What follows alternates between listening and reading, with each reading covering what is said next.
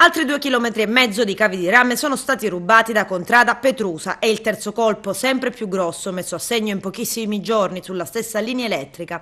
Razzie su razzie che hanno praticamente permesso ai cacciatori di oro rosso di arraffare. Soltanto da Contrada Petrusa ben 7 km di cavi, lasciando di fatto poco più di 500 famiglie senza corrente elettrica. E chissà fino a quando, visto che gli sforzi dei tecnici Enel sono stati vanificati.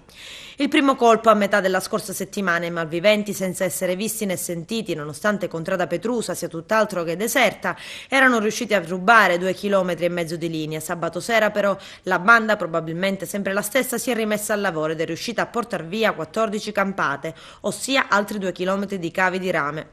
Operai al lavoro già da domenica mattina per ricostruire la linea elettrica trafugata, ripristinando il regolare servizio elettrico alle poco più di 500 famiglie rimaste senza corrente elettrica.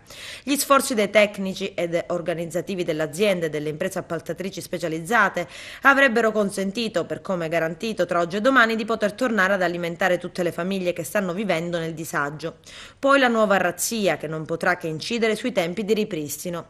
A meno di imprevisti o ulteriori furti, il pieno ripristino del servizio elettrico nell'area potrà infatti essere effettuato solo a fine mese. Enel Distribuzione inoltre ha ritenuto importante evidenziare che al momento il rischio di ulteriore reitero è molto alto. Per fronteggiare questo fenomeno l'azienda è costantemente in contatto e collabora attivamente con le forze dell'ordine.